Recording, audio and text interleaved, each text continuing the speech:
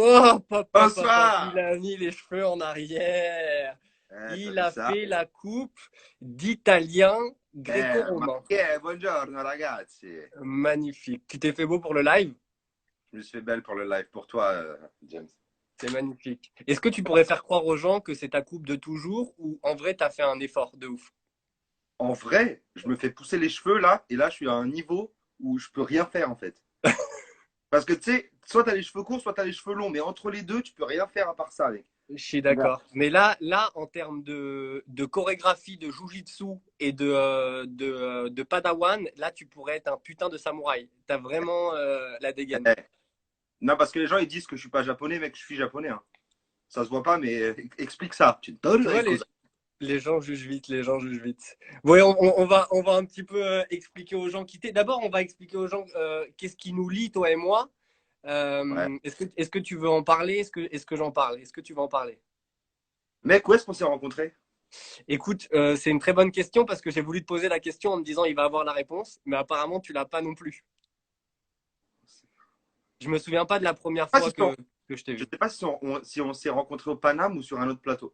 Tu Je sais vois? pas, je sais pas. Mais on n'a pas les traces de notre première rencontre. En tout cas, je sais que on a à peu près commencé en même temps le stand-up il y a à peu près 3-4 ans de ça, 3 ans, Non, et que 3 septembre ans, 2017, moi. Moi, j'ai commencé en septembre voilà. 2017, donc il y a 2 ans et demi. Donc pareil. Donc pareil. Moi, c'était octobre qui t'a suivi. Et Ouais. du coup, bah, tu fais partie des gars dont je suis le plus proche dans le stand-up parce qu'il faut dire que cette aventure de l'humour, c'est pas juste faire des blagues sur scène. Il se passe plein de choses en dehors de la scène et avec des moments cool, des moments moins cool. Mais en tout cas, c'est une de mes belles rencontres. Alors, je vois juste que les gens nous demandent qui on est. Donc, Alexis, présente-toi rapido, comme ça les gens savent qui t'es. Tu veux pas que moi je te présente et toi tu me présentes? Allez, vas-y, c'est fait. James Atia, jeune humoriste de 29 ans, 28. 28. Après avoir bossé un peu en télé, il s'est lancé dans l'humour en octobre 2017. Et il a un humour un peu absurde, un peu plein de couleurs différentes, très drôle. Et c'est un aventurier qui fait de plateau en plateau pour tester ses vannes. Et Ouais. il a un corps de gentil et une tête de méchant. Allez, va, la punchline. Écoute, Yeah! super présentation. Toi, tu t'appelles Alexis, tu as 29 ans. Ouais, Putain, je voulais que tu me dises non, 28. En vrai, je voulais te faire la même biographie que moi.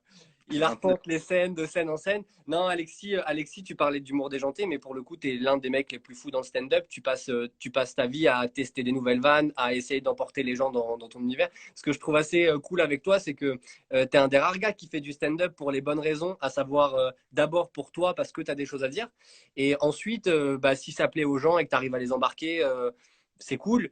Mais t'as jamais voulu faire des blagues pour plaire aux gens ou pour faire marrer les gens. Et du coup, ça a donné des moments assez exceptionnels sur scène. Euh, non, mais c'est la force vraiment de ce truc-là, c'est que la phrase, elle est vachement cliché, mais tu fais partie de ces gens, en tout cas artistiquement, et peut-être même, peut-être, je sais même pas si humainement c'est à peu près pareil, mais ce que tu fais, si on adore, c'est incroyable, et t'as des gens, soit ils rentrent pas dedans, et en fait, t'es sur les deux Ah, je opposés. Est-ce crois qu'on que a, on est à peu près d'accord soit, là-dessus? ouais, je crois que soit on chope ma longueur d'onde humoristique et on m'adore, soit on comprend pas du tout où je vais et là, du coup, les gens ils me détestent. Ah, carrément, ils te détestent. Il n'y a pas de juste milieu, Grave, genre, juste, j'aime ouais. trop crier. Je suis un clivateur, mec. Ouais, t'es un clivateur Je suis un clivateur. du verbe donc clivater. Ça vient du grec, clivatos. Donc je vois qu'il y a déjà des petites questions en bas. On va les prendre au fur et à mesure. Alex, tu me tiens en jus parce que j'ai préparé plein de petites questions. Ah, cool. Voilà, tu me tiens au courant s'il y a des petites questions qui défilent, des trucs auxquels on doit répondre. Ouais. Euh, la question un peu que je voulais poser ce soir, ça me fait bizarre de la poser de manière aussi solennelle, mais c'était un petit peu de parler, avant de parler de la réussite dans le stand-up, de parler de toutes les galères qu'on doit traverser pour arriver à une certaine notion de la réussite. C'est pas vraiment la réussite parce que c'est vachement aléatoire, mais tout ce qui se passe avant, c'est hyper intéressant de savoir, par exemple, comment tu as commencé, qu'est-ce qui t'a donné envie de monter sur scène la première fois et qu'est-ce qui t'a fait te dire, OK, j'y vais, quoi. Attends, il y a 7 questions différentes là. Alors, la première question, quand tu as commencé, donc tu m'as dit à peu près 2 ans et demi, et Ouais. est-ce que tu te posais la question depuis longtemps ou quand tu Ouais. as eu envie de monter, c'est En arrivé comme ça fait, et tu es monté? je vais répondre à toutes les questions, tu vas voir, ça, tout va ensemble. En fait, genre, j'ai réalisé très tôt, genre vers l'âge de 6 7 ans, je regardais Eli Kaku, Gad Elmaleh, Jim Carrey. OK. Moi, j'ai regardé des films de Jim Carrey, je me suis dit, tu sais, je me suis dit, mais il est payé pour faire ça, tu vois? C'est un métier, ça. Pour moi, c'était pas un métier de faire des bêtises. Moi, quand on est petit, tu sais, quand on fait des bêtises, on se fait engueuler par les parents, tu vois. Ouais. Euh, et du coup, j'ai réalisé très tôt, vers 6 7 ans. Après, j'ai fait 6 7 ans de théâtre aussi. OK. J'ai arrêté vers l'âge de 14 ans. Et après, je me mentais à moi-même. Genre, je disais que de toute façon, j'y arriverais jamais, etc. Donc, j'ai essayé d'aller dans le commerce. Et après, mec, il y a eu les attentats de novembre 2015. Ouais. Et là, je me suis dit, euh, qu'est-ce que tu fais de ta vie, mec? Enfin, fais quelque chose de ta life, tu vois, qui te rendra heureux. Et du coup, de 2015 à 2017, c'était un mec qui faisait des vidéos sur Internet, qui hésitait à monter sur scène, qui avait trop peur. J'avais trop peur, mec. J'avais trop peur. J'avais trop peur. Des fois, avant ma première scène, les 6 mois qui ont précédé ma première scène, je faisais des rêves où j'étais pas ni sur la scène ni dans le public, j'étais entre les deux et j'arrivais pas à monter sur la scène. C'est ouf ou pas? C'est dingue. Dans les rêves. Ouais, dans le rêve, ouais. C'est ouf. C'est Ouais. ouf. En plus, c'est drôle que tu parles de ça parce que à l'époque où on s'est connus, il y a un petit moment, j'avais tout un passage sur les rêves. Ouais. Et c'est drôle parce que je crois que c'est parmi les premiers moments où on a fait connaissance. Et je sais pas toi, mais ce truc-là des rêves, je trouve que c'est une source d'inspiration, mais genre à 100% pour le stand-up. C'est-à-dire que pas forcément parler du rêve en tant que tel, mais le fait de rêver. Je sais pas, moi, c'est par exemple la nuit que toutes les idées me viennent ou des trucs vraiment gauleries. Le matin, je me réveille, j'ai des trucs qui viennent dans ma tête, je sais pas d'où, je les note sur mon téléphone. Ce Ouais. truc-là de l'inconscient, pour toi, c'est un truc classique ou genre tu y accordes de l'importance?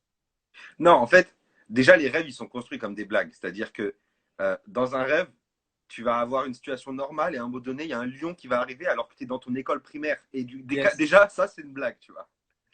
Qu'est-ce qui fait le lion dans ton école primaire? Tu vois, il a rien à faire là. Mais après, moi, je suis pas.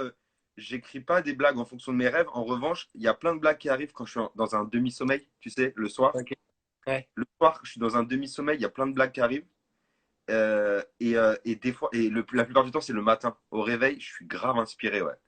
Je sais pas si c'est un rapport avec les rêves, mais en tout cas, ouais, le matin, mon cerveau, il est frais. Et en fait, je crois que le matin, je suis un enfant. Du coup, je fais des blagues et tout. Et vers midi, je commence à être un adulte, à être ennuyeux.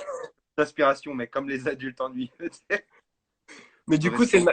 clairement, c'est le matin que tu écris le plus, Ouais, le matin, ouais. mais tu es vraiment réglé là-dessus. C'est vraiment, genre, tu peux pas dire oui, c'est kiff-kiff. Tu peux vraiment dire que le matin, c'est le moment où tu es le plus inspiré et où tu écris le plus. Incroyablement, ouais. Ok. Genre, Ok. là, dis-toi, pendant le confinement, tous les matins, sans réveil, je me réveille à 8 h, 9 h. Ok. Tu sais, je dors avec ma meuf, elle est en télétravail. Ouais. Des fois, je me réveillais même avant son réveil, alors que moi, je suis pas en télétravail, tu vois. Et j'allais dans le jardin, parce que je suis chez mes parents, j'allais dans le jardin, sur mon téléphone avec mon café. Et là, il y a les blagues, elles arrivent, mec, dès le matin, comme ça, tu vois. C'est trop bizarre. Comment ça se passe? Tu notes ou tu te dis que tu vas t'en souvenir? Non, non, je note tout, sinon j'oublie. Tu notes Exemple, hier tout, ok. soir, j'ai pensé à une blague. Hier soir, j'ai pensé à une blague, je l'ai oubliée. Et tu regrettes de ouf. Ouais, parce que je l'ai pas écrit. Ok. Il y a des Et gens qui toi? nous demandent, on va répondre juste à la question, il y a des gens qui nous demandent qu'est-ce que c'est vraiment le stand-up. Est-ce que tu peux expliquer aux gens la différence entre ce qu'on connaît de l'humour, un peu de l'humour à sketch, et le stand-up qu'on pratique aujourd'hui? Le stand-up, c'est la forme la plus pure de la comédie. Il n'y a pas d'accessoires, pas de personnages. Tu montes sur scène et tu fais des blagues. Tu peux interpréter des personnages un petit peu dans tes blagues, mais il y a pas de fausse moustache, quoi. Et c'est ça qui te plaisait quand tu t'es dit, je me suis menti à moi-même en faisant du théâtre. En fait, tu t'es dit, moi, mon objectif, c'est de parler de ma vie, parler de mes Non, galères, non, parler non, de non. mes moments Quand j'ai heureux. dit je me suis Non. menti à un c'est que je t'ai dit j'étais parti dans le commerce. Mais en faisant du J'avais théâtre, app- Non, non, j'avais école de t'avais commerce. l'impression d'être dans tes pompes ou quand même un peu à côté. Non, non, totalement à côté. Je travaillais. Non, non, non, non. J'ai arrêté le théâtre à 14 ans et de 14 ans à 27 ans, je faisais plus de théâtre, rien du tout. Mais en faisant du théâtre, tu ressentais des sensations similaires à celles du stand-up ou même dans le Ouais. théâtre, tu t'es dit, c'est pas pour moi d'incarner des rôles, de pas être moi-même. Non, non, non. Quand je suis monté sur scène, ça m'a rappelé le théâtre. Ok, Ouais. Après, ça n'a rien à voir, le stand-up et le théâtre. Mais le théâtre, c'est la chose la plus proche du stand-up, quoi. Et inversement, tu vois. ouais. Le stand-up, Donc, ça ressemble plus au théâtre qu'à la musique, tu vois. en fait, pour simplifier la chose, le stand-up, en fait, c'est un peu ce qu'on est en train de faire, Alexis et moi, c'est-à-dire parler, intégrer des vannes au milieu d'une discussion qu'on est en train de vivre de manière hyper naturelle et en parler et faire rire à travers ça. Ouais, Euh, sauf que. bon, Ouais. sauf que, vas-y, vas-y, vas-y. Là, moi, je suis premier degré, là. Là, je rigole pas. Là, je suis super sérieux. En vrai, mec, Johanna, quand- pas la comédie, hein. La comédie en général, pas le stand-up. La comédie en général, je crois que c'est le seul sujet sur lequel je blague pas avec. qu'est-ce qui disait ça? Je sais pas. Qui disait que, je crois que c'est Alexandre Astier, qui disait que pour les gens, l'humour, c'est faire le guignol et faire rire. Mais à la base, c'est la chose qu'on prend le plus au sérieux. C'est-à-dire qu'avant nous d'en sortir une blague et de se dire ça va faire marrer les gens, c'est un truc que nous, on a au fond de nous et qui n'est pas forcément fondamentalement drôle. D'ailleurs, il y a combien de gars qui font marrer avec des trucs incroyables, qui sont sur le papier pas dingues en termes d'humour, tu vois. Bah, C'est-à-dire que, les hommes politiques, non? allez, va, Booba, attaque, Booba, Booba, homme politique, grave. Ouais, mais Booba. Bouba, il y a du volontaire. Bouba, tu parles du rappeur, hein, pas le. Ouais, Booba, le rappeur, il est très très drôle alors qu'il est censé être sérieux, tu vois. Ouais, ouais, je suis d'accord. Quand il punch, Malgré, quand il fait des malgré punchlines, lui. c'est être premier degré. Alors que moi, je suis mort de rire. Donc, on a expliqué aux gens le stand-up. Donc, déjà, on a les bases. Ce que je voulais savoir, c'est qu'en cette période chelou, on va faire un petit point rapido. J'adore, tu roules ta petite clope, clopinette. Aujourd'hui, à quel point la scène, ça te manque? Est-ce que tu te rends compte que genre c'est un truc viscéral, c'est au fond de toi et genre c'est vital? Regarde. Les ongles rongés, c'est ça? Ah ouais, mon gars. Ouais, mais la question, c'est à quel point ils le sont ou pas le reste du temps. Ils sont pas autant. Parce que moi, je peux faire la même chose, mais le reste de l'année, frère, c'est les mêmes ongles. Hein. Non, non, non, je suis pas bien. Ah, je suis pas Ouais. bien. Ah ouais, je suis pas bien. Tu Ah, compenses? Tu Hein? fais tu compenses ou pas? Tu fais des blagues je sais pas, à ta famille, à ta Ah meuf, non, t'appelles des amis au pas, téléphone? ah non, pas du tout. Pas du tout. Rien. Mec, pas du tout. Les seules blagues que je Insta. fais, ça va être sur Instagram, tu vois. Ouais. Mais Je sinon, me pose... dans le cercle intime, les seules blagues que je fais, c'est me cacher derrière un mur et faire peur à ma meuf quand elle arrive, quoi. Ça marche bien, ça. Ça, c'est efficace, ça. Ça, c'est l'une des vannes les Yeah. plus ancestrales. Mhm. Tu parlais d'Insta. Est-ce que ce que tu fais aujourd'hui sur Insta, savoir être quand même vachement présent, tu es hyper actif sur les réseaux sociaux, tu Ouais, je publies suis plein pas. de trucs, plein de contenus, tu es hyper engagé. D'ailleurs, je vous invite à aller le suivre sur les réseaux Alexis Arabia. Il parle vraiment de tout. Est-ce que tu sens une forme de compensation à travers Insta ou Mais pas c'est du ça. tout? Mais je pense que je fatigue les gens. Parce que moi, ce que je recherche sur Insta, c'est les faire rire, mais recevoir ma dose de plaisir à faire rire. Et en fait, à la recherche de cette dose de plaisir à faire rire les gens, je peux parfois fatiguer les gens, tu vois. Ouais. Mais Parce que, du coup, tu sens que la sensation entre Insta et la scène, ça a genre vraiment rien à voir, ou parfois tu reçois des messages sur Insta de gens où tu as l'impression d'avoir le même sentiment que quand tu as fait une bonne vanne et que les gens ont rigolé. non, non, ça n'a rien à voir, en fait. Parce qu'on pourrait croire que non, mais en fait, ça n'a rien à voir. Tu vois. Par exemple, les premières minutes, quand tu publies une vidéo, les premières minutes, t'as des petits papillons dans le ventre où tu te dis, ah, peut-être que ça va marcher, peut-être que les gens ils vont adorer, peut-être qu'ils vont détester. Un peu comme avant de monter sur scène où tu sais, tu te dis, ah, j'ai peur de bider, ah, j'espère que ça va marcher, tu vois. Mais c'est pas les mêmes papillons, mec. C'est pas les mêmes papillons. Ouais. Aujourd'hui, la, la question, elle est bateau, mais moi, on m'a dit. Attends, je te pose d'abord la question et ensuite tu me réponds. Est-ce qu'aujourd'hui, le stress que tu as avant de monter sur scène, il est le même qu'au début? Est-ce qu'il Non. varie en fonction des scènes que tu fais? Et ensuite, je te dirai ce qu'on m'a dit par rapport à ça, parce que ça m'avait marqué. Bah attends, juste, je voulais juste rajouter un autre truc aussi par rapport à Dis-moi. Instagram. Tu vois, genre l'effet que ça fait un bid sur scène, Ouais. Alors, explique le hein, concept du ça bide aux pique gens. le ventre, ça pique l'ego, tu vois. Alors que hier, par exemple, j'ai publié une vidéo, elle a fait 30 likes, donc j'ai bidé sale. Ça m'a fait aucun effet. Tu vois, T'expliques bah, aux gens ce que c'est le bide. le bid, c'est un flop, c'est que tu fais une blague qui marche pas, quoi. Voilà. Donc, sur les gens qui suivent le live ce soir, ça doit vous arriver en société. Tu es avec des potes ou tu es en Grave. famille. Tu balances une vanne en pensant au fond de toi que c'est la meilleure vanne du monde. Et en fait, ça n'a pas du tout la réaction attendue. Ouais. Et, Et, et ben hier, et- ouais, j'ai publié une vas-y. vidéo sur Instagram qui a bidé. Ouais. Ça m'a pas fait le même effet que sur scène quand tu bides, hein. Parce que tu as eu 30 likes, tu considères que tu as bidé, c'est ça? Oui. Ok. C'est comme si tu jouais devant une petite salle et que tu avais deux rires, quoi. C'est l'équivalent, Ouais, quoi. ouais, c'est ça.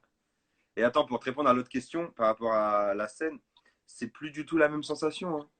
Après, ça dépend les enjeux. Un jour, j'ai fait la. Ok, attends, je vais essayer de structurer ma réponse. En fait, au début, c'est l'horreur. T'as envie de chier de fou, mec. Genre, je sais pas pourquoi. Il y a un rapport direct entre la digestion et le stress, tu vois. C'est un truc de ouf. Et t'es pas bien, et tu trembles, et tu palpites. Moi, maintenant, par exemple, si je suis sixième à passer sur un plateau, je suis pas bien. Je fais, allez, faites-moi jouer, là. J'ai trop envie de jouer, j'en peux plus. Tu vois ou pas? Ouais, Je suis trop pressé de monter sur scène. Pas pour m'en débarrasser. Parce que c'est ma drogue, j'ai besoin de ma dose, tu vois. ouais. Et ouais, maintenant, je monte sur scène tranquille. Après, ça dépend les enjeux. C'est ça, S'il y mais a quelqu'un. ça reste toujours une putain d'adrénaline, quoi. C'est-à-dire que tu ressens entre le commencement et aujourd'hui, il y a toujours, même sur les scènes sur lesquelles tu es un peu plus habitué, il y a toujours ce truc-là de dire je vais, entre guillemets, affronter le public. Au début, c'est un affrontement, après, c'est censé devenir tes potes, mais il y a toujours ce truc-là au début, la boule au ventre, quoi. En fait, là où je voulais en venir, c'est que je sais plus qui m'a Pas dit ça un pareil. jour, C'est mais pas un du jour, un tout. gars m'a dit le jour où tu montes sur scène et que tu n'as plus ça, c'est que tu le fais plus pour les bonnes raisons. Et en fait, ça a fait tilt dans mon cerveau parce que ça m'est arrivé à une période, alors que je suis un enfant du stand-up.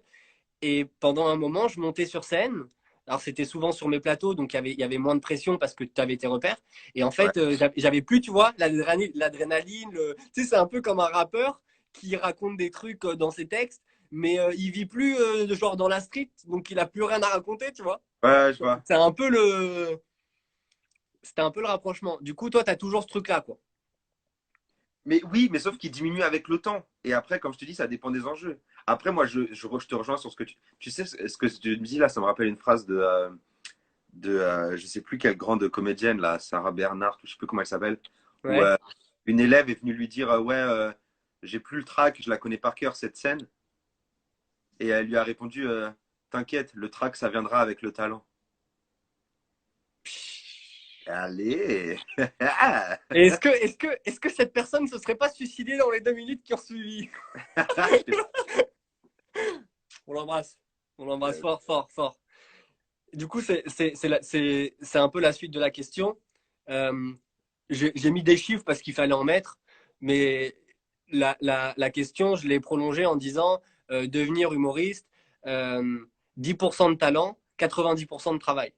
Les chiffres, on peut les contester, ils ne sont pas officiels. 10%, c'est selon les manifestants. Eh Mais mec, est-ce qu'on est d'accord un peu là-dessus? non, il n'y a pas de talent, ça n'existe pas le talent, mec. C'est que le travail. Ok. Enfin, après, je sais que ça porte il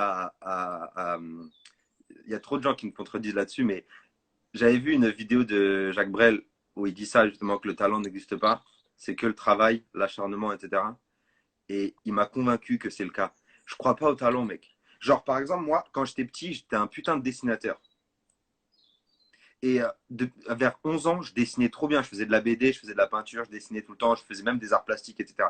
Mes parents, ils n'arrêtaient pas de dire, il a du talent, il a du talent. Mais ce qu'ils ne savent pas, c'est que moi, euh, avant d'arriver à ce niveau-là de dessin, j'ai passé plus de 10 000 heures à jeter des boules de papier dans ma poubelle, mec.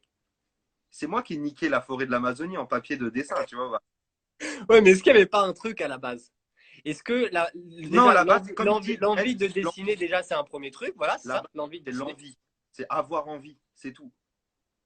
Ouais, Tu mais attends, vois. est-ce que ça veut dire que si on écoute ce que tu dis, est-ce que ça veut dire que vraiment tout le monde est capable de monter sur scène et tout le monde est capable de faire rire les gens et de faire carrière s'il travaille? Non, il faut l'envie. Tu Mais vois ou donc, pas? tu penses que l'envie ne va pas forcément avec le talent. Tu penses qu'un gars qui a vachement envie de monter sur scène, mais sur le papier, il n'a pas un truc un peu inné, il n'a pas ce truc-là de tchatch, de. Non? Tu penses qu'il réussit, il mettra juste deux, trois fois plus de temps qu'un gars qui est vachement doué, mais il finira par réussir? Je sais pas, mec. Je Je sais sais pas, pas. moi j'ai ce truc-là, parce que je me demandais vachement si jamais ce métier-là d'humoriste qu'on fait aujourd'hui à notre petite échelle, si c'est vraiment considéré comme tous les autres métiers de la vie, à savoir que tu dois travailler pour y arriver, ou s'il y a un truc différent avec ce métier-là d'humoriste que de vouloir montrer sur scène, qui est un truc un peu zarbi quand même, parce que tu pourrais te contenter de faire rire tes potes et ça te pourrait te suffire. Mais ce truc-là de monter sur scène et de faire rire des gens qu'on connaît pas, avec des univers et des textes qui connaissent pas, enfin, c'est un peu sadomaso, quoi. Écoute, moi, je suis prêt à remettre mon raisonnement en question, mais toi et moi, rappelle-toi de nos premières scènes. Tu crois vraiment qu'il y a des gens qui se sont dit, il a un talent? On Alors, était je nuls. sais, On était nuls, mec. ouais, ouais, mais bizarrement, pour On beaucoup de était monde, tellement nuls. la première scène se passe bien. Quoi? Alors que c'est la première, j'ai souvent entendu des gars dire que la première scène avait genre donné des ailes. Et en fait, tu fais ta première scène, tu dis putain, c'est la première fois de ma vie que je monte sur scène, je Ouais. les ai tués. Le public, ils étaient comme des dingues. Et du coup, ça te met en confiance. Tu pars dans une sorte de fausse confiance justement pour la suite. Et après, tu fais deuxième, troisième, quatrième scène. Tu joues les mêmes vannes, les mêmes textes. Et là, bide. Et là, tu comprends la réalité du truc, quoi. Et là, tu comprends que le talent n'existe pas. Parce que si le talent existait vraiment, euh, on ne mettrait pas 10 ans à percer. On percerait en 2 ans. C'est pareil, ce chiffre-là, là. Pour moi, le talent, en fait, peut-être qu'on n'a pas la même définition de talent, mais pour moi, le talent, c'est un truc inné où tu as un don pour un truc et tu n'as même pas besoin de le perfectionner, tu l'as déjà. Sauf que ben, pour moi, le stand-up, ça n'existe pas de don inné que tu n'as même pas besoin de perfectionner. Tu vois? Bah, il y a quand même une aisance 2 ans à prendre ton. J'ai mis deux à ans. parler sur scène. Ouais, mais je sais pas, il y a quand même ce truc-là. Je veux dire, dans la vie, tu restes quand même quelqu'un d'hyper tchatcheur, de quelqu'un d'hyper sociable. Alors, ok, il y a des mecs qui sont hyper introvertis dans le stand-up, mais de manière générale, les gens qui font du stand-up, quand même, c'est des gars qui aiment parler dans la vie, qui sont extravertis, qui ont la tchatch, tu vois. C'est un peu comme des bons commerciaux, quoi. Est-ce que tout le Ouais, monde mais peut d'où ça devenir vient? un bon commercial? Ouais, Enfin, tu vois? ça vient. D'où ça vient? Ça vient de harcèlement scolaire, ça vient de victimisation, des raquettes, ça vient de la honte, du rejet, beaucoup de rejet. Par exemple, tu vois, aujourd'hui, à l'âge de 30 ans, 25-30 ans, les mecs qui ont le plus de succès dans la vie, c'est des gens au début de leur vie, soit ils se prenaient énormément de râteaux de la part des filles, soit ils n'avaient pas d'amis. Et aujourd'hui, ils excellent dans ce qu'ils font parce qu'ils ont une rage au fond d'eux qui font qu'ils ont une revanche sur la vie et ils ont travaillé 3, 4 fois plus que les autres. Mais tu vois, je crois pas au talent. Tu vois ce que je veux dire? Mais ça veut dire qu'il faut forcément vivre des trucs un peu durs pour avoir des choses à raconter. On prenait l'exemple du rap tout à l'heure, mais tu penses que c'est pareil avec l'humour. Il faut avoir un peu un truc torturé au fond de nous. Avoir. Non, Non? Tu peux faire non. rire de. Tu peux devenir un grand humoriste de sujets futiles et de petites bêtises, ou tu penses qu'à un moment, il faut que tu creuses au fond de toi et que tu racontes aux gens ce qui te trouve un peu de l'intérieur, tu vois, ce qui te blesse vraiment, et le transformer et faire rire avec ça, quoi. En fait, genre, tu vois, toi et moi, comme on côtoie plein d'humoristes, on voit qu'ils sont tous névrosés et que nous aussi, on a nos névroses, etc. Mais en fait, là, tu vois, j'ai vu le dernier spectacle sur Netflix de Chris D'Elia. Ouais. Et justement, il dit, j'aimerais bien, moi, avoir une enfance douloureuse pour avoir des choses à raconter, que les gens se disent, oh putain, il est profond. Mais il dit, moi, non, franchement, j'ai une belle enfance, j'ai une belle vie, j'ai pas à me plaindre, il m'est rien arrivé de grave. Des fois, j'aimerais bien qu'il m'arrive un truc de grave pour pouvoir avoir des choses à raconter, C'est mais drôle. C'est eh, ouf. Tu vois ou pas? Et ce qui est énorme, c'est que un truc qui est bateau, justement, ça en devient gaulerie, quoi. C'est-à-dire que cette phrase-là, elle est en elle-même drôle. C'est ça, en fait, Ouais. l'humour. C'est transformer une sorte de frustration en un truc qui est gaulerie, quoi. Ouais. Je lis un peu les commentaires, j'essaye, Oui, les amis, en même faut les temps. faire participer, les gens. On a Calvin qui nous dit après les bides viennent. Attends, parce que j'ai. Enlève ta tête, Alexis, parce que blanc sur blanc, je vois. Alors c'est pareil, mets ton sweat juste devant. Alors j'ai après les bides viennent faire le tri entre ceux qui tafferont et les autres qui se décourageront. Calvin, ta question elle est top parce que ça me fait rebondir sur une question que je voulais te poser, Alexis. Est-ce qu'il y a beaucoup de gens que tu as vu commencer en même temps que toi ou à quelques mois d'intervalle avant ou après et que tu as très vu de vue arrêter ou pas tellement? Bah, en Ou fait, tu sens. au début, je pensais qu'il allait y avoir un tri, genre que, tu sais, comme en prépa, tu sais, les prépas compliqués, genre Cagne, Hippocagne, tout ça. Ouais. Je pensais, tu sais, des fois, je voyais des gens, je me dis, bon, bah, lui, dans 6 mois, il va arrêter, tu vois. Et non, en fait, ils sont encore là, hein. Mais donc ce truc-là de voir des petits jeunes arriver dans le stand-up, même si encore une fois on fait pas ça depuis 20 ans, mais genre se dire je vais arriver, je vais faire rire les gens, je suis une bombe atomique et je vais les éclater, tu trouves pas que ce soit si présent que ça dans notre monde, en tout cas du stand-up à Paris, des gens qui rêvent un peu de la gloire et genre du stand-up en mode je vais devenir Gad Elmaleh, je vais devenir Jamel, tu penses qu'il n'y en a pas tant que ça? La plupart du temps, ceux qui s'y mettent le font pour les bonnes raisons. Je sais pas. Je peux pas savoir ce qu'il y a dans la tête des gens, tu vois. Mais Non, mais tu le sens un gars qui est là parce que il a envie de se faire kiffer ou parce que ses potes ils lui ont dit t'es marrant et un gars qui est là parce qu'il a vraiment des choses à dire quoi. ouais. Toi, en tout cas, c'est pas flagrant quoi. Tu dirais pas que les gens du stand-up se lancent parce qu'ils ont l'impression qu'ils vont facilement réussir et facilement devenir riches. C'est pas flagrant pour Si, toi. il y a cette. Malheureusement. Ouais, il y a un peu cette mentalité chez certains, tu vois, qui veulent devenir acteurs studio, qui veulent devenir comédiens, etc. Où j'ai pas, là, je parle pour moi, hein. Je sens pas les étoiles dans leurs yeux quand ils parlent de stand-up, tu vois. J'ai envie de critiquer personne, mais j'ai réussi à faire un lien avec les gens qui, sans généraliser, hein, les gens qui viennent des cours Florent et qui se lancent dans le stand-up. Je vois que ils sont pas motivés par les mêmes raisons que moi et mes potes, et que toi aussi. Et peut-être que je me trompe, hein. Mais tu saurais les définir les raisons? Je sais pas, peut-être qu'ils se disent que c'est facile le stand-up pour eux, je sais pas, je sais pas. Mais tu penses pas qu'il y a un truc de l'ordre de la thérapie de monter sur scène? Si, mais alors. Elle est tellement cliché ma Oui, phrase. mais ça c'est. Oh là Ouais, là, on parle pas de ça. j'ai honte, je suis désolé. Non, mais vraiment, Là, on parle pas je de sais ça, pas. là. Non, mais ce que je veux dire, c'est que t'as des gens, enfin, c'est leur manière de. Encore une fois, on cite pas de nom, mais je regarde beaucoup de podcasts et de vidéos sur le stand-up et t'as plein de gars qui vivent des vies vraiment pas faciles et leur seul exutoire, c'est ça, quoi. C'est pas une psy, Eh, c'est pas forcément leur pote, c'est vraiment gros. ça. Ouais. Et c'est pour ça qu'il y a beaucoup de lesbiennes. Maintenant, il y a de plus en plus de bègues. Il y a des moches, genre toi et moi. Tu vois, c'est pour ça, en fait, parce on a besoin de ça, mec. En fait, ce que je me dis, c'est que si c'est trop facile et que ça va trop vite, il y a pas le goût de faire ce truc-là. Je pense que le fait de galérer, d'aller de scène en scène, de Ouais. jouer un jour devant deux personnes et le lendemain devant 50 ou 100 et de retourner au charbon le lendemain et réessayer.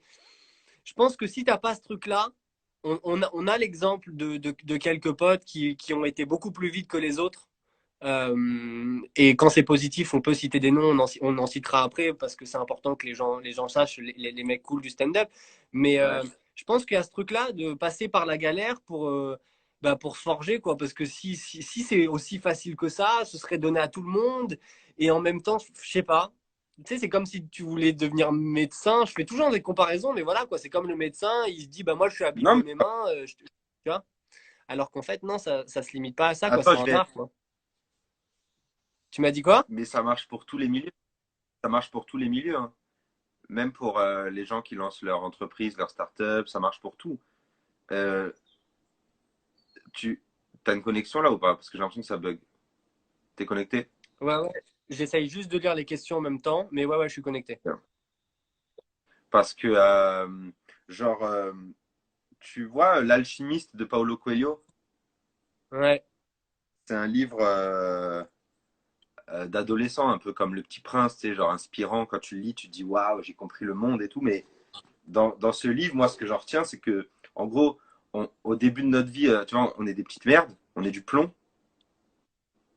Et le but, c'est d'arriver à l'or. Et en fait, le plus beau dans l'alchimie, c'est le chemin du plomb à l'or. C'est pas d'arriver à l'or, on s'en bat les couilles en fait d'arriver ouais, à devenir de ouais. l'or. Le meilleur, c'est le chemin, tu vois.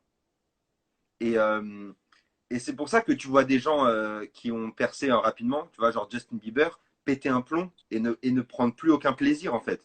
Justin Bieber, dans une interview, il disait ouais, je prends plus aucun plaisir, tu vois. Il l'a dit vraiment? Mais bien sûr, alors que C'est bizarre de Farid l'assumer.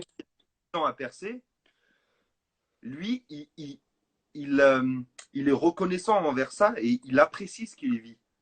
Alors que tu vois, genre un mec qui perce en 2 ans comme Jordi ou comme Justin Bieber, t'es tout de suite blasé, tu vois. Ouais, après, Parce bon, que je crois que il y a aussi le facteur jeunesse qui fait que t'es pas forcément conscient de ce que tu vis.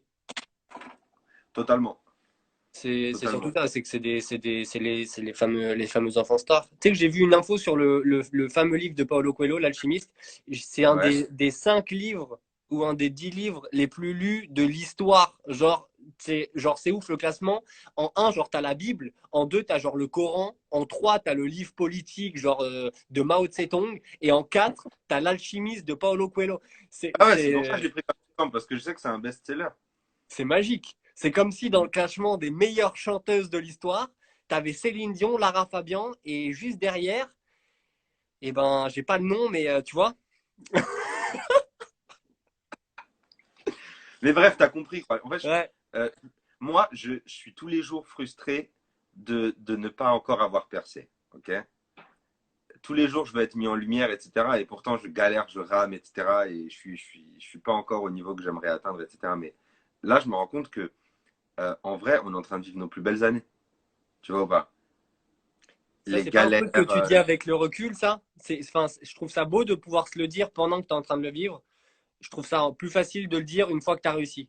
Mais si tu arrives à te le dire aujourd'hui, à être conscient qu'aujourd'hui tu es en train de vivre tes plus belles années, ouais, j'arrive pas encore à me dire ça. T'arrives pas encore à dire ça? Ok. C'est compliqué de se mettre dans la tête.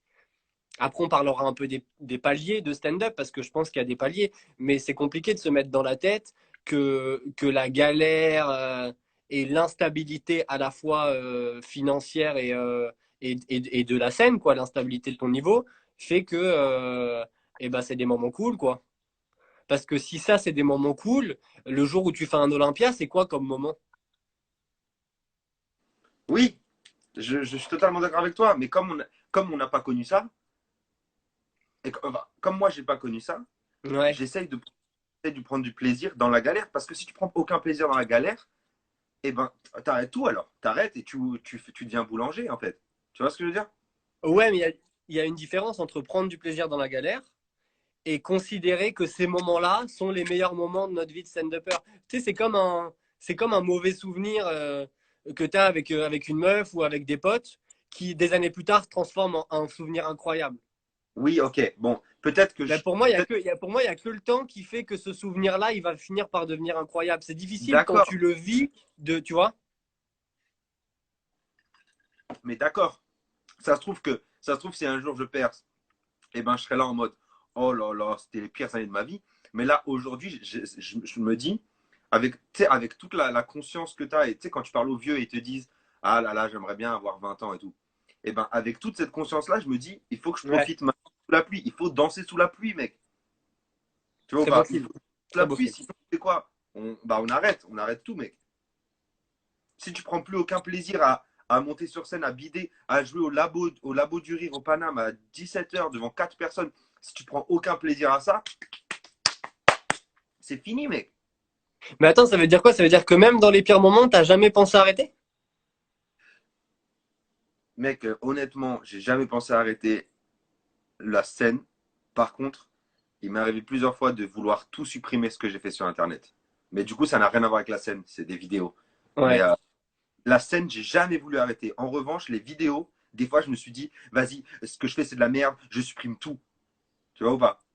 Alors que la scène, j'ai jamais jamais ressenti le truc de j'arrête. Ouais, Par ouais, contre, mais c'est ce que par contre, j'ai eu des coups bas, enfin des coups bas, j'ai eu des coups de morale très bas avec. ouais, ouais, je comprends, mais c'est ce que tu disais, ça n'a rien à voir. Le monde d'Insta et le monde de la scène, c'est pas comparable, quoi. C'est ce qui fait que d'ailleurs, tu les mets pas du tout au même niveau. C'est que la scène tu la vis avec les moments de rire et les moments de bide, mais ça reste des moments incroyables. Alors que c'est vrai que ce qui est sur Insta, je sais pas, déjà, ça prend une proportion plus grosse parce que forcément, tu as plus de monde et ça part très vite en sucette. Je suis pas du tout dans ce monde-là, moi, des réseaux sociaux. Ouais, c'est vrai que toi, t'es pas. Mais je te regarde le faire et je suis assez en admiration. Je me demande où est-ce que tu trouves tout ce temps pour publier tous ces trucs-là, l'inspiration. Enfin, j'ai l'impression que c'est un métier permanent en fait. C'est comme si un gars, il devait, dans son cahier des charges, il devait tous les jours, toutes les heures ou toutes les heures et demie, faire une blague et que cette blague-là, elle soit marrante. Alors forcément, au milieu, il y en aura des moins marrantes, mais je trouve ça assez ouf. Et en même temps, tu développes un esprit créatif qui est dingue, quoi. Parce qu'un mec qui arrive à faire tout ça en vidéo et sur les réseaux, le jour où il monte sur scène, il a mille choses à dire, quoi. Ouais. Parce que Ça vient de là. L'inspi. Tout à l'heure, tu disais qu'il fallait minimum 10 ans pour réussir. Ça, c'est non, des j'ai pas chiffres dit qu'on ça. J'ai pas a. dit ça. J'ai pas dit ça. Entre 5 et 10 ans pour non, entre 5 Ah, et je 10 sais ans. pas. Je sais pas. J'ai juste dit que Faris ça a pris 10 ans, mais moi j'ai rien dit. Non, mais c'est pour ça que je voulais justement parler de ça avec toi. Parce que cette phrase-là, elle revient souvent de dire que dans le stand-up, personne ne réussit avant minimum 5 ans de carrière. Euh, c'était Jerry Mec, Seinfeld qui disait ça, qui disait que en fait, l'âge que tu as en stand-up, pareil, tu sais, c'est les phrases qui restent en tête. L'âge que tu as en stand-up, c'est l'âge auquel tu as commencé le stand-up. Donc un gars qui fait du stand-up depuis 5 ans, il a 5 ans de stand-up, et un gars qui a 5 ans dans la vie, eh ben, c'est un enfant, c'est un bébé. On peut pas demander à un enfant de 5 ans d'avoir un peu les mêmes attentes qu'un enfant qui en a 15, ou tu vois. Et je trouve que le rapprochement est dingue parce que c'est totalement ça. C'est-à-dire qu'un gars qui fait même 10 ans de stand-up, bah, c'est juste un petit écolier qui commence à avoir des petites habitudes cool de la vie, mais il n'est pas majeur encore, tu vois. mais tu sais, juste tout à l'heure, on parlait de l'envie et du talent, tu sais. Moi, Ouais, j'aimerais trop te parler de besoin, en fait. C'est-à-dire que, tu sais, tu disais que je faisais des vidéos, etc. Je publiais des mèmes, des trucs nuls sur Instagram et tout. C'est parce que j'en ai besoin, en fait. Pareil pour la scène. En fait, si j'avais pas ce besoin, en fait, c'est ça. C'est pas l'envie, c'est le besoin. J'en ai besoin comme un drogué. Piquez-moi, tu vois. Je- là, si je panique, c'est pas parce que je monte pas sur scène, c'est parce qu'il n'y a pas des yeux sur moi. Je veux des yeux ouais, sur je moi. T'as comprends. vu comment c'est narcissique? Ça va pas dans ma tête. En fait, James, j'ai vu des questions passer. Vas-y, balance. Et après, tu me Et- rappelleras ce que tu viens de dire là par rapport à des yeux sur moi. ah non, j'ai pas envie de parler de ça. Sur le Qu'est-ce qu'on narcissisme. a comme question? On a Est-ce Anis qu'on qui peut nous dit faire est-ce qu'on peut faire sans du. aucune formation de scène? Ouais, on est tombé sur la même question. Parfait. À Nice. Est-ce qu'on peut faire du stand-up sans aucune formation de scène? Vas-y, je te laisse répondre. Ben non, je pense que toi, tu peux y répondre mieux que moi, vu que tu es passé justement par la formation de scène. Bah, je suis mal placé pour répondre parce que du coup, moi, je sais pas, puisque j'en ai fait de la scène avant. Du coup, je sais pas, tu vois. Alors, la question, c'est à quel point ça t'a aidé? Ou t'arrives pas à te rendre compte à quel point ça t'a aidé? Ça m'a aidé. Ouais, ok. Vas-y, je vais répondre en mode ça m'a aidé. Euh, Ça m'a aidé à utiliser mon corps parce que ça dépend. En fait, ça dépend quel stand-up tu veux faire parce qu'il y a des stand-uppers qui n'utilisent pas leur corps et qui vont utiliser juste leur visage et leur blague. Moi, j'essaie d'utiliser un maximum mon corps parce que le théâtre m'a apporté beaucoup avec le corps, mec. On faisait tu vois, genre en 4 heures de cours de théâtre, la moitié, les 2 heures par semaine, on faisait des trucs chelous avec notre corps.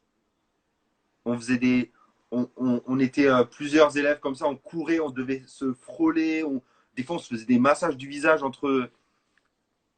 T'es sûr que c'était des cours de théâtre, hein? J'avais été sûr que tu allais faire cette Ouais. blague. Je suis trop Non, facile. non, en fait, Pas le bon. corps, moi, ça m'a apporté beaucoup pour le corps parce que du coup, j'aime bien utiliser mon corps. D'où des références de dingue comme Jim Carrey ou Gad Jim, Elmaleh, quoi. Exactement, Jim Carrey, ouais.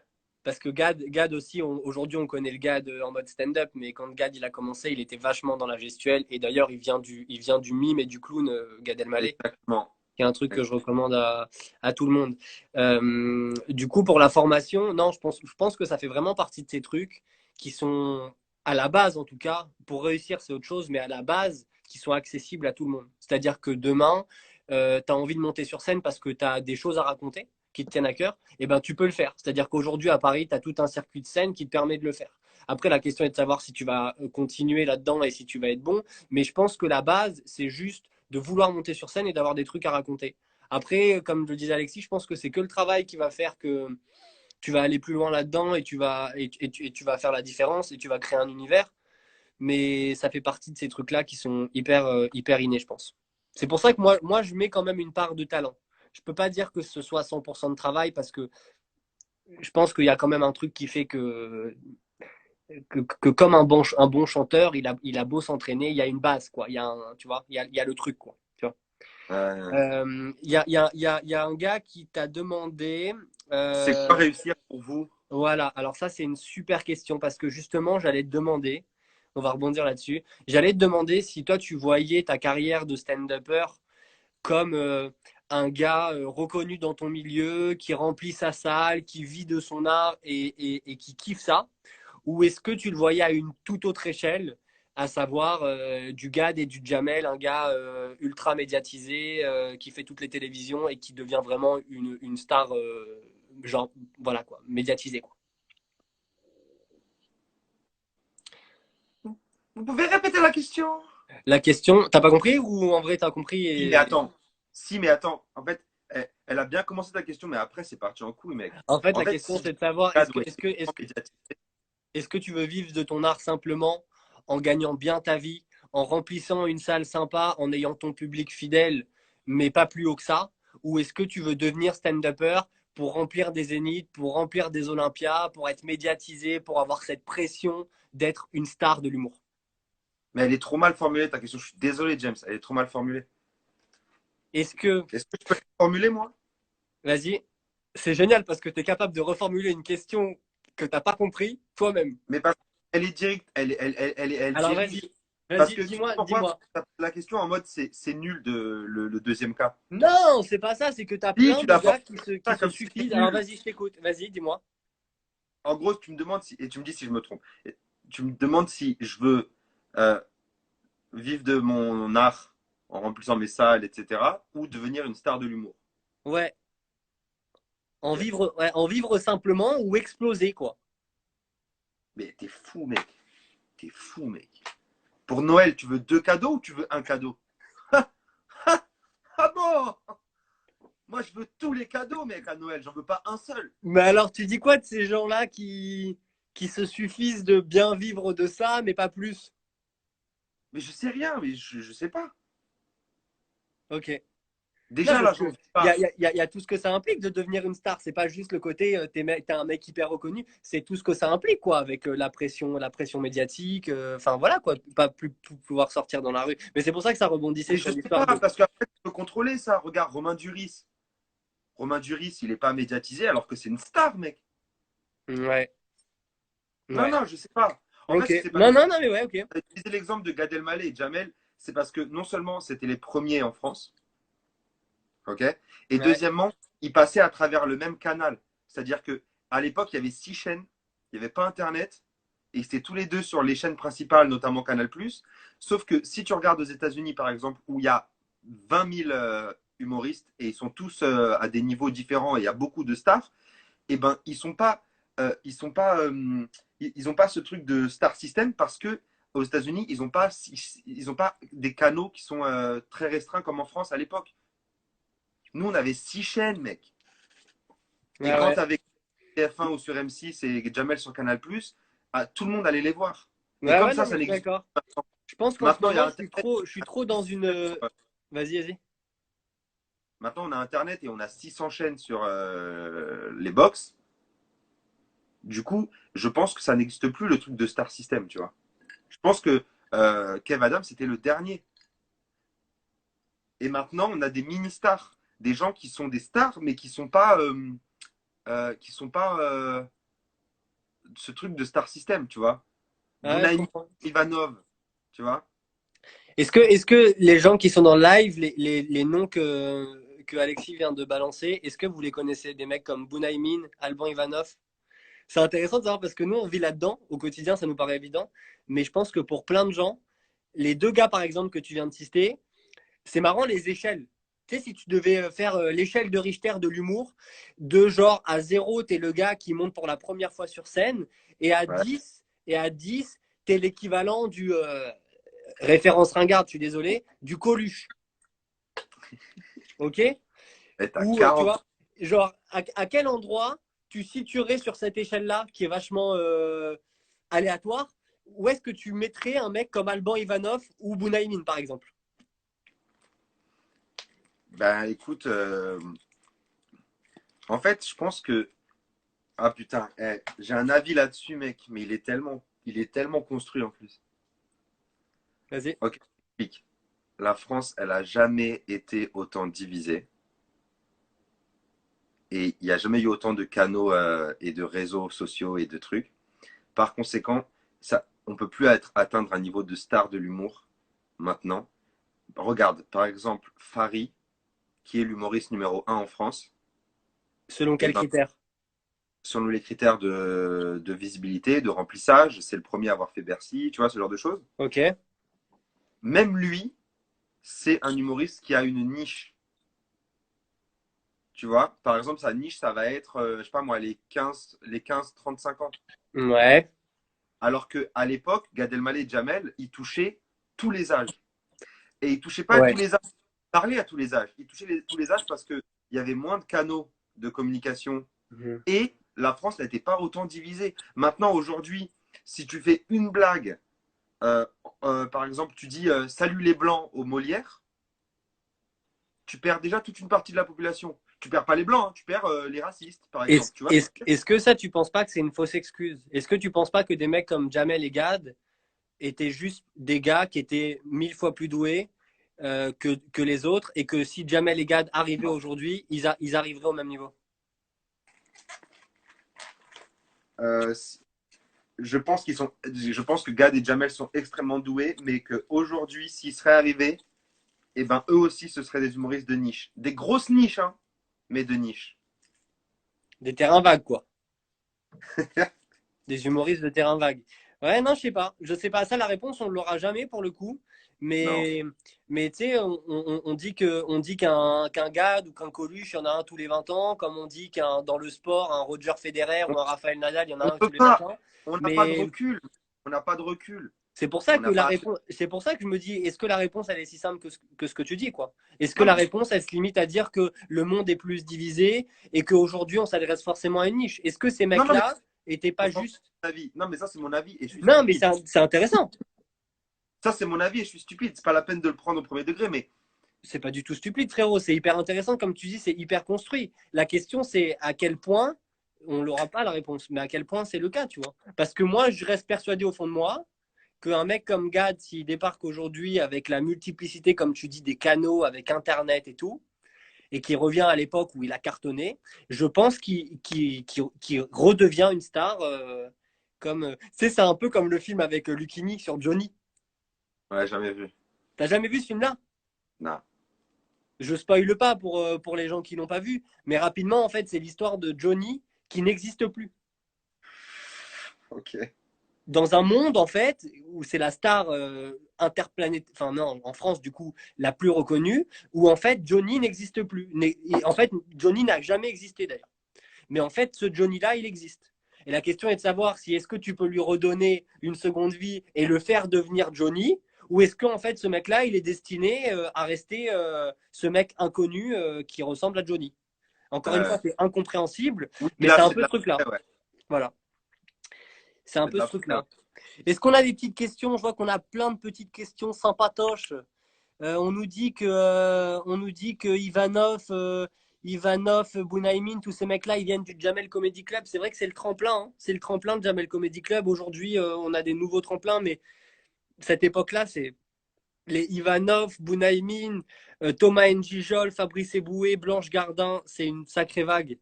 Tu vois, et c'est pareil, tu vois. Est-ce que cette vague-là, on la retrouvera, tu vois, dans les années à venir? Toi qui vis le stand-up aujourd'hui de l'intérieur, est-ce que tu sens qu'il y a une vague stand-up ultra talentueuse comme elle pouvait l'être il y a 10 ans? Bien sûr. Même Ouais, plus. Même plus, ouais, ouais. Parce que plus, en fait, plus les années passent, plus le nombre d'humoristes augmente, plus le comment dire, plus la tolérance, ou plutôt l'intolérance envers, non, comment dire, les critères sont plus sélectifs. Tu vois ce que je veux dire? ouais. Un bébé qui n'a jamais entendu une blague, tu lui fais un prout, il rigole. Mais à partir d'un certain âge, un prout, ça te fait plus rire parce que maintenant, tu as des autres critères. Et bien la France, c'est pareil. Maintenant, elle a d'autres critères. Tu vois ou pas? Le prout, c'est fort. Tu vois? Oui, mais d'accord, si je Là, fais le ça. prout, c'est fort. Le prout, c'est fort. Il y a une puissance dans le prout. Là, il y a un truc. Bah, là, on était en mode la grande librairie et en 2 secondes, on est passé chez Patrick Sébastien, frère. Quand il pète sa fée, ça trouve son slip. Non, mais tu vois ce que je veux dire. Les critères augmentent, les exigences augmentent. Du coup, les humoristes vont travailler encore plus pour être encore plus drôles. Et c'est pour ça que des fois, je vois des humoristes qui font des trucs des années 80 et dans le public, les gens ils sont gênés parce que c'est fini, c'est démodé. On rigole plus à ça maintenant. Tu vois? En fait, mec, euh, un truc auquel j'ai pensé hier, mec, les blagues ça périme tellement vite que moi, il y a moyen que dans 20 ans, on retombe. Tu sais, il y a des archéologues de Internet qui retombent sur mes blagues qui disent oh là là, le beauf. Parce T'as que les fait, blagues, ça un, t'as pêche, fait mec. une vidéo où tu parles du stand-up et où tu racontes qu'une blague, avant d'être aboutie et avant qu'elle soit drôle, il faut la jouer parfois une fois ou deux, mais que parfois, il faut la jouer 100 fois ou 200 fois. Ouais, Est-ce que, est-ce que ce truc-là de tenir à une vanne, genre au plus profond de toi, et de savoir qu'elle est drôle, mais de ne pas savoir encore comment faire rire les gens avec cette blague-là, ça t'arrive de t'accrocher à des blagues beaucoup plus qu'à d'autres, et genre de dire, bah, c'est peut-être la 50e, mais je continue parce qu'il y a un truc là-dessus, ou avec le ouais. temps, tu as appris un peu à lâcher, et à te dire, bah, finalement, c'est que c'était pas le bon créneau, quoi. Ah, en fait, au début, je m'acharnais à toutes les blagues et avec le temps, à 50%. C'est-à-dire que maintenant, quand je dis 50%, c'est 50% des blagues qui ne fonctionnent pas au début. Parce que je pourrais me dire, vas-y, je balance toutes les blagues qui marchent pas. C'est-à-dire 100% des blagues qui marchent pas, je les balance et je garde que celles qui marchent. Moi, je m'accroche à 50% des blagues qui marchent pas seulement si soit c'est moi qui veux éduquer le public à aimer ce style de blague parce que c'est mon univers, ok? Mhm. Soit parce que le sujet est important pour moi. Donc, je vais te donner deux exemples, comme ça, ce sera plus clair. Moi j'aime bien mélanger dans mon humour de l'humour débile et de l'humour noir où tu dis oh le bâtard, qu'est-ce qu'il est en train de dire. J'ai honte de rire à ça. Ok. Ok. Par conséquent, euh, dans l'humour débile, tu peux facilement te retrouver à foncer dans le mur. Où les gens ils se disent mais what? Ok. Ah Et ouais, parfois, il y a des blagues stupides que je trouve où elles sont tellement, euh, comment te dire, tamponnées Alexis Arabia et que c'est avec ça que je veux que les gens ils se disent ah putain j'adore ça chez lui, que j'insiste pour que les gens ils se disent ah j'ai compris il est débile en fait. Déjà il y a ça. Et la deuxième partie c'est ah non il est pas si débile en fait il est intelligent. ouais. Il va parler de féminisme, il va parler du couple, il va parler de problèmes de société super importants et dans ça il y aura des blagues totalement stupides et on aime ça parce qu'on est là pour rigoler et des blagues d'humour noir où tu te dis ok je chope le truc et donc des fois quand les gens ils chopent pas le truc des fois je m'acharne parce que c'est important pour moi que je dise ça tu vois j'ai des Mais choses quelle que soit la réaction des gens. C'est-à-dire qu'il n'y a pas un moment où tu as cette sensation-là, mais que ça finit par jamais prendre. si mais du coup soit je mets ça dans un tiroir et je ressors ça 6 mois après soit je reformule tu vois Ok. voilà Je te posais la question, c'est le moment, c'est bien aussi pour les gens un petit peu de rapido, peut-être que tu n'en as pas tout de suite en tête, mais de citer quelques noms. Est-ce que tu as des noms en tête de gars qui ont commencé quasiment en même temps que toi, ou un peu avant ou un peu après, et qui ont connu une ascension fulgurante. Je te parle pas par rapport à est-ce que toi tu les kiffes, est-ce que toi tu aimes leur univers, mais par rapport au monde du spectacle, par rapport à la notoriété, au remplissage. Est-ce que tu as vu des gars passer dans une autre dimension par rapport à toi? The Twilight Zone. Oui, mais ils n'ont pas commencé en même temps que moi, ils ont commencé un petit peu avant. Paul Mirabel, il a commencé avant moi, un tout petit peu avant moi. Peut-être un an avant. Ouais. Paul Mirabel, pareil, ouais. Je l'ai rencontré sur ma deuxième ou ma troisième scène. Et Paul allez voir sur les réseaux sociaux, ouais, c'est devenu une vraie explosion là depuis à peu près un an. Il a raflé tous les prix. Et, ouais. Et est-ce que tu as d'autres gars en tête? Ouais, Yazid Assoumani. Ouais, Yazid, il a commencé en même temps que moi. Il avait gagné un concours de lycéen, humoriste, je sais pas quoi, l'artichaut, ou je sais plus comment ça s'appelle. ouais. Et, il commence en même temps que moi. Et dès les premières fois dans les loges, tu sais, au début, quand tu connais pas beaucoup de monde et tout, et on discute, machin, et il me dit ouais, moi, je voulais pas spécialement être humoriste. C'est mes potes qui m'ont poussé, tu vois. Et pour la première fois, cette phrase pour moi, elle est tellement débile. Genre, l'humour, ça m'est tombé dessus par hasard. Et pour la première fois, je l'ai cru. Ok. Ouais, je t'écoute. Et ce mec, aujourd'hui, c'est personne, hein, mais aujourd'hui, il a atteint un niveau d'humour excellent. Pas en termes de percée, en termes de niveau d'humour. Il fait les premières parties de gens cool, notamment Panayotis. Panayotis, Il a fait la première partie de Norman à la Cigale ou pas? Je sais plus. je sais pas. Ça, j'ai pas comme ref, mais effectivement, Je sais plus. En tout cas, je l'adore. Je l'adore. c'est drôle d'expliquer ces mecs-là comment on a commencé le stand-up. S'il y a des gens qui sont intéressés par on n'est pas vraiment intéressé par le stand-up, mais en tout cas, qui ont envie de devenir humoriste, on ne s'intéresse pas à ça. Je pense que c'est comme tu dis, c'est au fond de nous, c'est viscéral. Mais de savoir un peu le chemin pour y arriver.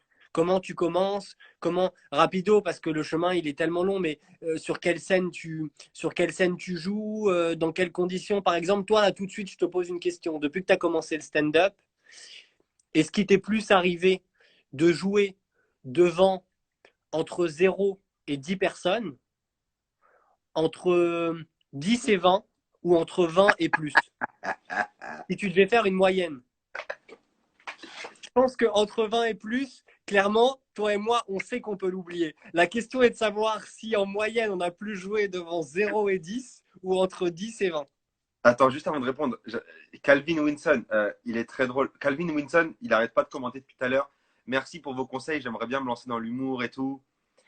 Il faut savoir que Calvin est un pote et ce mec, il fait complet toutes les semaines à l'Apollo avec son pote Hotman. Ils ont un duo qui s'appelle Hot et Cal et ils sont complets. Et d'ailleurs, je crois que c'est les premiers à avoir fait l'Apollo Théâtre.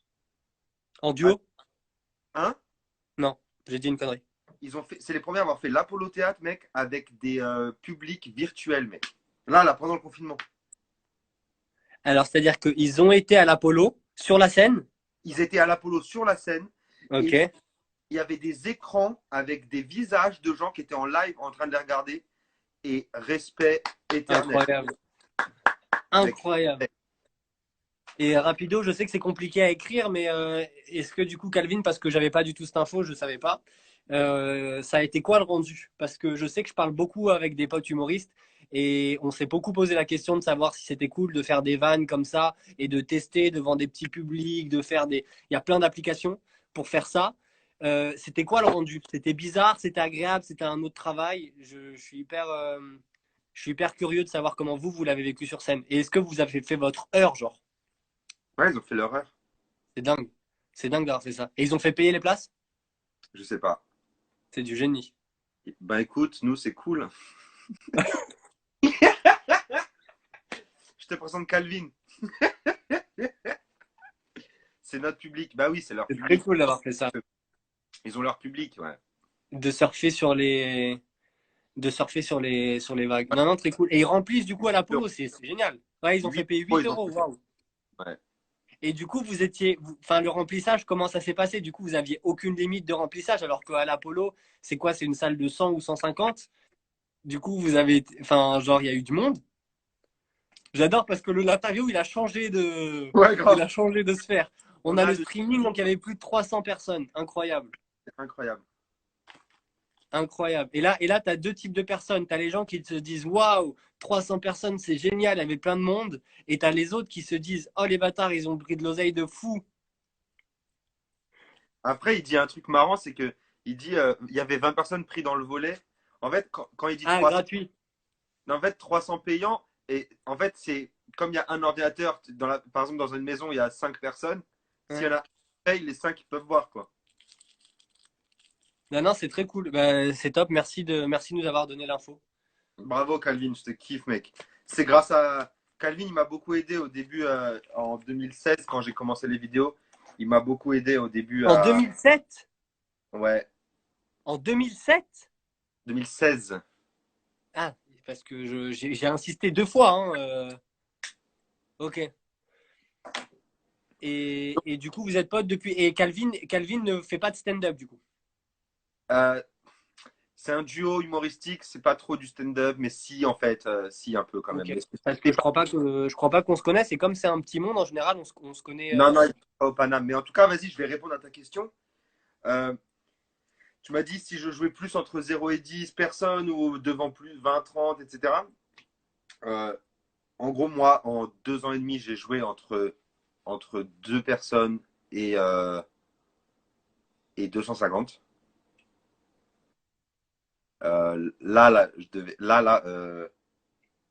Je devais faire le 16 mai un festival devant 600 personnes, c'est annulé. Mais en tout cas, en 2 ans et demi, j'ai fait entre 0 et 250. Et la réponse, c'est le plus que j'ai fait en, en truc, c'est entre 0 et 10. Mais je vais t'expliquer pourquoi. Parce que les gens qui commencent le stand-up, c'est pas leur cas. C'est mon cas à moi, mais pas ceux qui commencent le stand-up. Parce que, tu vois, les gens qui commencent le stand-up, ils ouvrent leur plateau, etc., où ils vont jouer sur des plateaux. Hmm. Et là, on va avoir entre 20 et 30 personnes, voire 50 personnes, entre 20 et 50 personnes.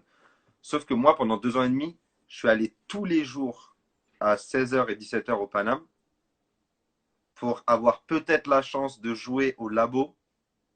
Le labo, c'est en gros, c'est le truc amateur du Paname. Et là, mec, tu joues entre 0 et 70 personnes, mais la plupart du temps, il y a entre 0 et 15 personnes. Tu vois. Mais ça, ils le font pas tous. Moi, je l'ai fait. Je suis allé au Paname tous les jours pendant 2 ans et demi. Je suis allé, Et genre. je suis là pour confirmer. Parce qu'en fait, comment ça se passe? Tu as des dates. On te donne des dates pour jouer. Plus tu as d'ancienneté, plus tu as de dates. Et en fait, tu as les gens qui vont au Paname et ben, uniquement quand ils sont convoqués pour jouer. Et tu as ceux qui y vont tous les jours en espérant que soit il y a un désistement ou soit qu'il y a un peu plus de place sur le plateau pour pouvoir jouer. Et c'est vrai que moi, j'ai plus fait partie de la première catégorie, à savoir à venir quand je jouais, à part au début avant que je devienne papa. Et toi, c'est vrai que 80% du temps, quand je jouais, et ben, t'étais là alors que t'avais pas de date. Et c'est à ça aussi que tu vois la différence parce que c'est marrant, mais des mecs comme Yazid, ils faisaient ça aussi. Des mecs même comme Paul Mirabel, mec Paul Mirabel. Mais j'ai jamais vu un gars harceler autant pour jouer sur les plateaux. Il avait tellement envie de jouer, il avait tellement besoin de ça. Et c'est là que tu te rends compte que tu passes dans une autre sphère. C'est-à-dire que tu es dans la sphère où tu calcules plus rien. Tu as juste envie de jouer. Tous les jours, tu vas dans le temple du stand-up. Et si on te laisse jouer, bah, c'est une embellie, même si tu dois jouer devant trois. Et parfois, tu te retrouves à jouer devant 20, 30, Non, 40 et tu as l'impression que c'est l'Olympia, quoi. non, non, non. Tu as oublié un autre critère aussi, enfin une autre option. C'est l'option où il n'y a pas de place pour jouer. Tu es venu quand même et tu rentres chez toi bredouille sous la pluie. Mec, ça arrive le plus souvent, ça. Hein. Ouais, mais il y a aussi quand tu es venu, que tu as eu une date, mais qu'il n'y a pas de public. Et que c'est annulé, ouais. Ça aussi, ouais. C'est ça la force. Et c'est là aussi qu'on construit vachement parce qu'en fait, on vient, on donne de notre temps et on arrive sur place. Et en fait, on nous dit qu'on ne pourra pas forcément jouer. Bon, ça c'est au début, hein, souvent. Et là, bah, tu es obligé de débriefer de ça avec les autres potes humoristes que tu as. Et tu te dis, tiens, les gars, vous vous rendez compte quand même cette vie qu'on a choisie? Ouais. Des fois, je faisais 1 heure de RER pour jouer 4 minutes 30 et des fois, c'était annulé. et c'était l'hiver. Et il neigeait, mec. J'exagère un peu. On dirait des vieux qui racontent moi, j'allais à l'école à pieds nus, j'allais à l'école pieds nus, mec. Mais frère, franchement, c'est ça, hein, c'est pas loin. Hein. On va pas faire les miskines, genre on est à plaindre, mais franchement, c'est un truc de débile mental ce qu'on fait. Hein. Se dire qu'on écrit des blagues tout seul à la maison la nuit dans le noir et que le lendemain on a envie d'aller les jouer et qu'on va peut-être avoir trois gars qui vont écouter nos vannes. Et en plus, ce qui est dingue dans ce qu'on fait, c'est que ces mecs-là, ça va être nos profs, quoi. Ça veut dire que la réaction que ces gens-là vont avoir, ça va conditionner la suite d'un passage qui va peut-être être génial dans 2, 3, 4 mois, mais à la base, tu as passé ta vie à jouer devant 4 personnes et du coup, forcément que ça marchait pas. Ou pire, tu le faisais devant 4 et ça marchait. Et là, tu te dis le jour où je fais ça devant 50 ou 100, c'est le feu, quoi. Ouais. Tu C'est le sais, feu. genre, tu sais, tu m'as invité sur ce live il y a 2 jours. Je t'ai pas invité, frère, je t'ai pas invité. Pardon, je sais pas ce qui m'a pris, je suis désolé. Je t'ai invité, j'ai fait un pouce. Non, mais en gros, du coup, aujourd'hui, comme on n'a pas préparé enfin, toi, tu as préparé les questions, mais tu m'en as pas, tu les as pas partagées avec moi. J'ai réfléchi un peu à ce que c'est que le stand-up, les 2 ans et demi, etc. Et, et j'en suis venu à une conclusion, mec. Et je sais que s'il y a des jeunes qui veulent se lancer là dans le live, peut-être que ça va démotiver, mais j'ai vraiment ressenti ça aujourd'hui. Si c'était à refaire, je ne le referais pas. Waouh. Parce que les 2 premières années de stand-up sont horribles. En fait, c'est 2 ans de brouillard. Et dès que tu sors la tête un peu de ce brouillard, là, ça commence à être cool. Mais mec, au début, tu connais personne. Tu es timide. Tu vois. Mec, t'es fou, mec. Non, je ne le referai pas. J'en connais un qui va tellement se reconnaître dans ce que tu dis. Je sais pas s'il est encore en train de regarder ce live. Ah mon J'ai pas Dieu. besoin de donner beaucoup d'informations, mais on en a parlé il y a pas très longtemps.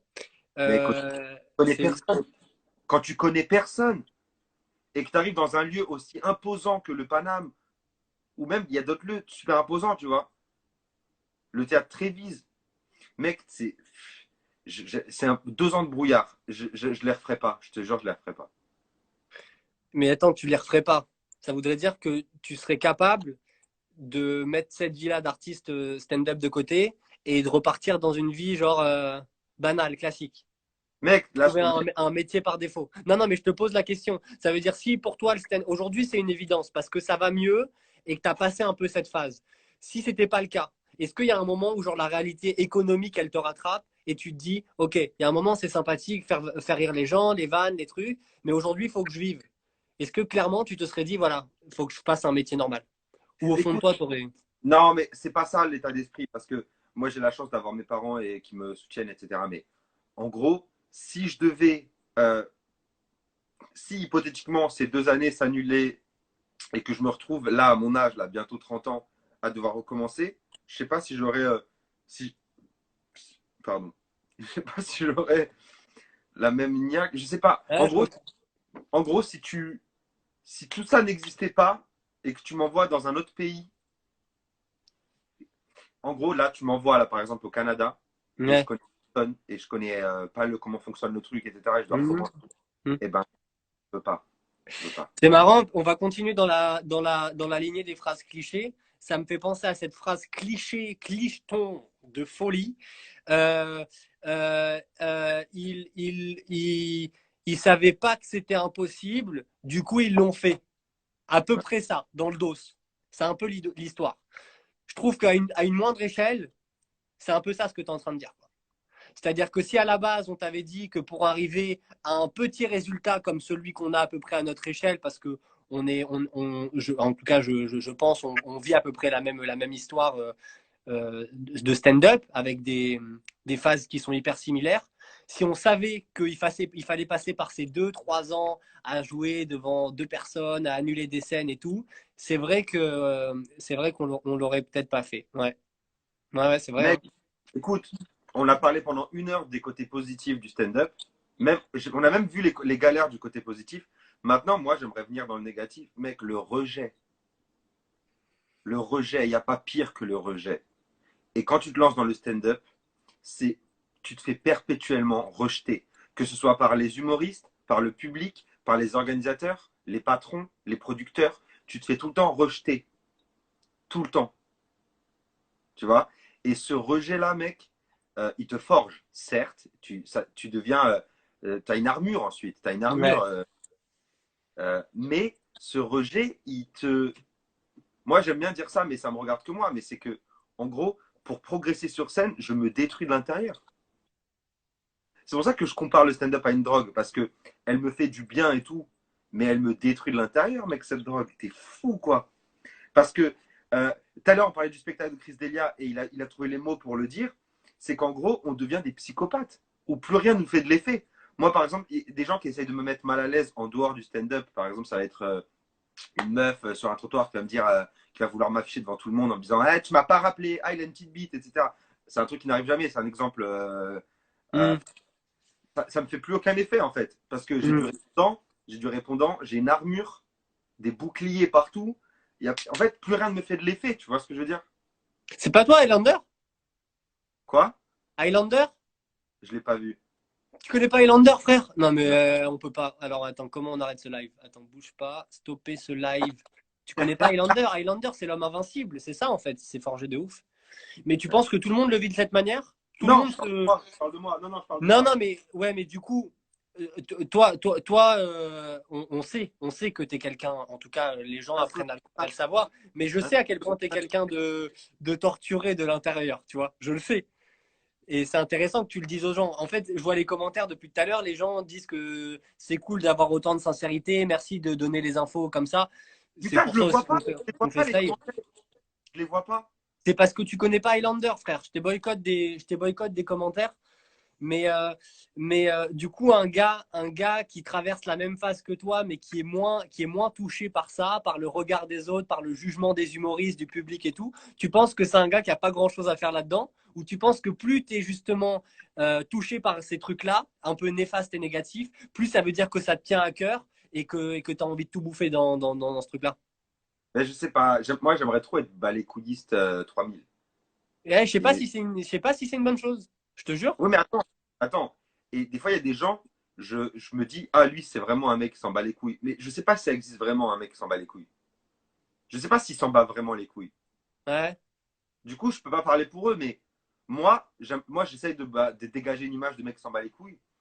Mais en fait, quand je dis je m'en bats les couilles, c'est souvent une protection, tu vois, psychologique, tu vois, parce que. Mais c'est dur, mec, de pas s'en battre les couilles. Du rejet, hein, je parle vraiment du rejet, là. Mais tu parles du rejet à quel moment? Au moment où tu fais une vanne ou qu'elle marche pas ou de manière générale? De manière générale, c'est-à-dire que, par exemple, quand tu vas dans un lieu, dans un comédie club ou dans un bar où il y a une scène, etc., et que tu sens que les organisateurs ou les humoristes sur place te rejettent dans le sens ils t'aiment pas ou alors ils aiment pas ton style d'humour ou alors ils ont aucune sympathie envers toi, etc. Et ben c'est blessant. Ou alors le rejet du public. Parfois il y a des publics où ils sont fans, mec. Ils adorent, ils applaudissent, ils sont fous.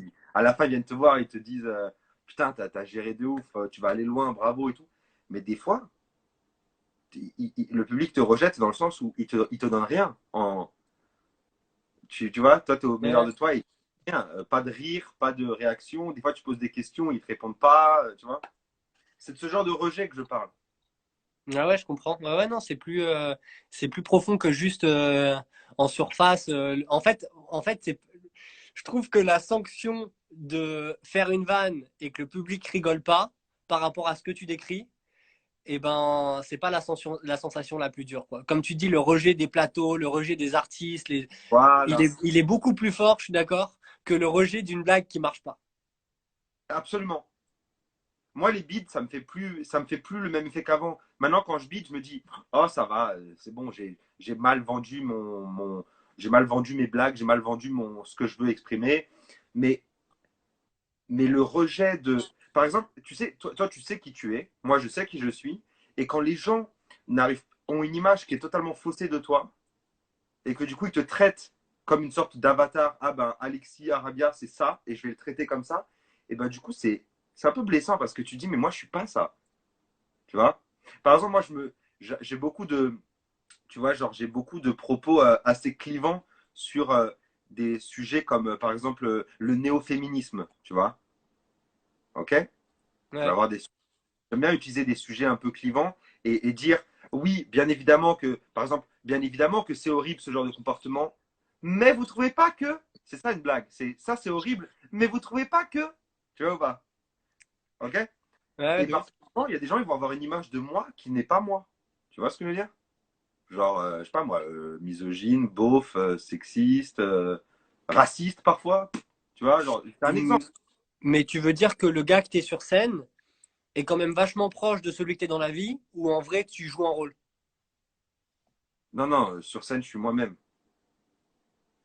Donc quand tu parles de tous ces sujets-là, et que t'en parles comme du stand-up sur scène, t'en parlerais exactement de la même manière si on était toi et moi avec des potes dans un appart, quoi. Ouais, parce que tu sais pourquoi? Parce que je me suis rendu compte, tiens, déformation professionnelle. Tu vas me dire si tu Attends, l'as. juste. Et après parce que j'ai vu le James de Johanna qui veut dire, voilà, qui veut dire exactement, tu ne t'arrêtes jamais. Parce qu'en fait, normalement, les lives, ici, ils durent entre 4 et 6 minutes. Du coup, là, on a explosé le quota de live. Du coup, on va finir là-dessus. Et je voudrais juste, avant que tu me répondes, souligner un truc. Parce que depuis tout à l'heure, j'essaye de checker les commentaires.